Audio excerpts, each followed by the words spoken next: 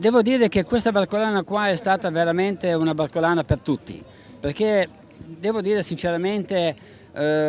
non facendo le giuste scelte, non avendo